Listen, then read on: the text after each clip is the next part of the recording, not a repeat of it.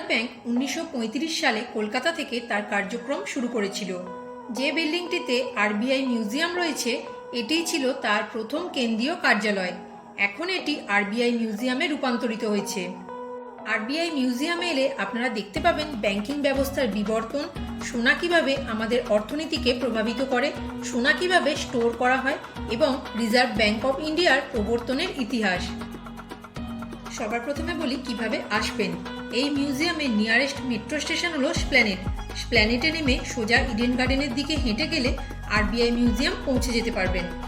ধর্মতলা থেকে বাসে এলে আপনাদের নামতে হবে রাজভবনের সামনে। রাজভবনের সামনে রয়েছে এই আরবিআই মিউজিয়াম। এছাড়াও আপনারা যদি অন্য যে কোনো জায়গা থেকে বাসে আসেন তাহলে আপনাদের নামতে হবে ডালহৌসি। ডালহৌসি 8 কাউন্সিল হাউস স্ট্রিটে এই মিউজিয়ামটি রয়েছে। আরবিআই মিউজিয়াম সকাল 10টা থেকে বিকাল 5টা পর্যন্ত খোলা থাকে, সোমবার বন্ধ থাকে। এখানে কোনো এন্ট্রি ফি লাগে না, বিনামূল্যে প্রবেশ করতে পারবেন। এখানে আপনারা ফটোগ্রাফি করতে পারবেন, কিন্তু ভিডিওগ্রাফি নিষিদ্ধ। আরবিআই মিউজিয়ামে প্রবেশ করে আপনার নাম ও ফোন নাম্বার রেজিস্টার করতে হবে। আপনার সাথে কোনো ব্যাগ থাকলে সেটাও কাউন্টারে জমা রাখতে হবে, তারপর আপনারা ভেতরে প্রবেশ করতে পারবেন। ঘরের দেওয়ালে দেখানো হয়েছে নোটের জন্ম থেকে মৃত্যু পর্যন্ত জীবনচক্র, যেটা বাতিল নোটের মণ্ড দিয়ে সাজানো হয়েছে। ঘরের মাঝখানে বিশাল বড় একটি থাম রয়েছে, থামের গায়ে পুরনো 10 পয়সার মুদ্রা দিয়ে সাজানো। বাতিল নোট দিয়ে বানানো উপহার সামগ্রী আপনারা কিনতেও পারবেন। মিউজিয়ামের এন্ট্রি গেট বড় একটা 1 টাকার কয়েন দিয়ে সাজানো।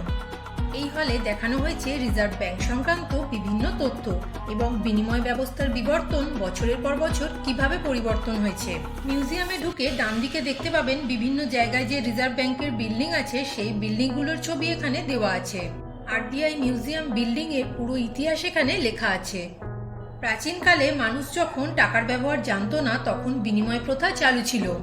প্রাচীনকালে শস্যকণাই ছিল বিনিময়ের প্রধান মাধ্যম। ধীরে ধীরে শস্য থেকে কড়ি, মুক্ত, ঝিনুক এবং তারপর কিভাবে টাকায় রূপান্তরিত হয়েছে সেটাই এখানে দেখতে পাবেন। প্রাচীনকালের পণ্য বিনিময়ের মাধ্যমে লেনদেন প্রথা তুলে ধরা হয়েছে। হলের মাঝখানে টাকা ও মুদ্রার সংমিশ্রণে ভীষণ সুন্দর একটি ভাস্কর্য তুলে ধরা হয়েছে। এটি 13 ফুট উচ্চতার এক অসাধারণ শিল্পকলা। এটা হচ্ছে গভর্নমেন্ট বন্ড প্রিন্টিং মেশিন। এছাড়াও রয়েছে নোট স্টিচিং মেশিন এবং নোট পাঞ্চিং মেশিন। নোট বানানোর আগে নোটের পেপার কাটিং করার জন্য পাঞ্চিং মেশিন ব্যবহার করা হয়।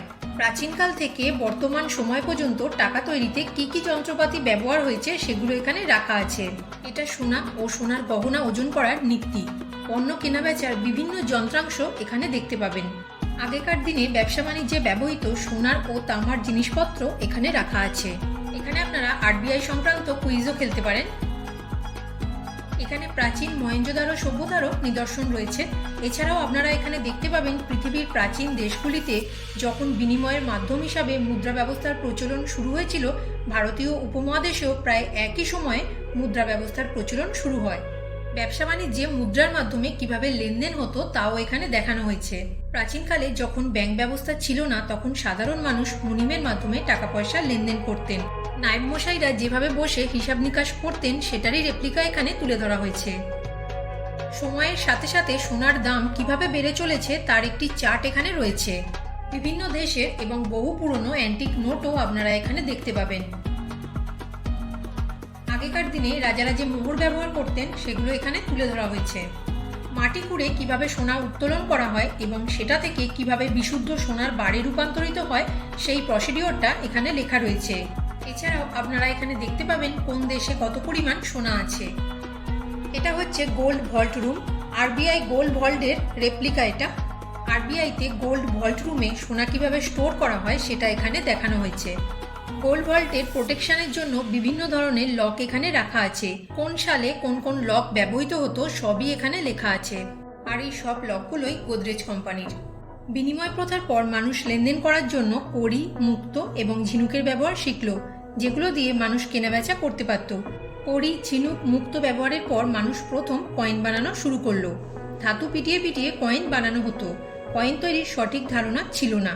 বিভিন্ন শেপে কয়েন বানানো হতো, সেই জন্যই নাম দেওয়া হয়েছে ফানি মানি। বিভিন্ন শেপের ধাতু বিভিন্ন দেশের কারেন্সি হিসাবে ব্যবহৃত হতো। এবার যাব এই বিল্ডিং এর ফার্স্ট ফ্লোরে। আরবিআই মিউজিয়ামের খুব সুন্দর একটা মডেল এখানে রাখা আছে। পাশেই দেখতে পাবেন আরবিআই কি কি কাজ করে সেগুলো সব এখানে লেখা আছে। প্রাচীনকালে ধাতুকে বিনিময় ব্যবস্থা হিসাবে ব্যবহার করা হতো। মধ্যযুগীয় ভারতের ইতিহাস খ্রিস্টপূর্ব ষষ্ঠ শতাব্দী থেকে 18 শতাব্দী পর্যন্ত বিস্তৃত। খ্রিস্টপূর্ব ষষ্ঠ শতক থেকেই ভারতীয় মুদ্রার ইতিহাস আরম্ভ হয়।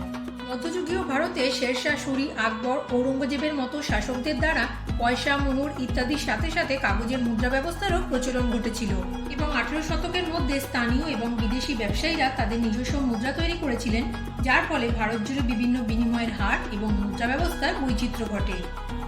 1 টাকা আসার আগে যে আনা পয়সা ব্যবহৃত হতো সেগুলো এখানে রাখা আছে। এখানে শুধু ভারতীয় মুদ্রাই নয়, বিদেশি মুদ্রাও রয়েছে। পুরনো দিনের বহু দুর্লভ কিছু নোটও এখানে রয়েছে। এখানে আপনারা বিভিন্ন দেশের বাতিল নোটও দেখতে পাবেন। রিজার্ভ ব্যাংক অফ ইন্ডিয়ার প্রাচীন গভর্নর এবং তাদের ইতিহাস রয়েছে। এই মেশিনে নোট চেক করা হয়। নোট আসল না নকল সেটা চেক করার জন্য ইউভি ল্যাম্প ব্যবহার করা হয়। 1 টাকার কয়েনের কোন সিম্বলটা দেখে বুঝতে পারবেন যে কোনটা কোন মিন্টের কয়েন সেটা এখানে দেওয়া আছে। আপনারা এখানে দেখতে পাবেন ব্যাংক নোটের জীবনচক্র। টাকা কিভাবে ব্যাংক থেকে মানুষের হাতে এসে পৌঁছায়, তারপর যখন সেই টাকা ব্যবহারের অযোগ্য হয়ে যায় তখন ব্যাংকের মাধ্যমে টাকা কিভাবে ফেরত নেওয়া হয় সেটা এখানে দেখতে পাবেন। নোট ছেঁড়া থাকলে আমরা ব্যাংকে জমা দিই। কতটা পর্যন্ত নোট ছেঁড়া থাকলে ব্যাংক থেকে নোট রিপ্লেস করে দেবে, পুরো প্রসেসটা এখানে লেখা আছে। এই 10 টাকার নোটের বান্ডিলগুলো পুরো মিলিয়ে 1 কোটি টাকা রয়েছে। 10 টাকার নোটের কতগুলো বান্ডিল হলে 1 কোটি টাকা হবে সেটা এখানে বোঝানো হয়েছে।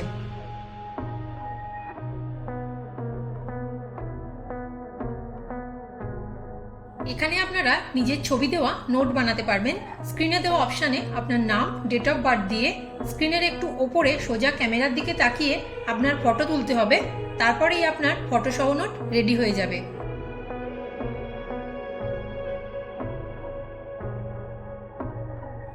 এখানে মডেলের মাধ্যমে কফি শপের সুন্দর ভাস্কর্য শৈলী ফুটিয়ে তোলা হয়েছে।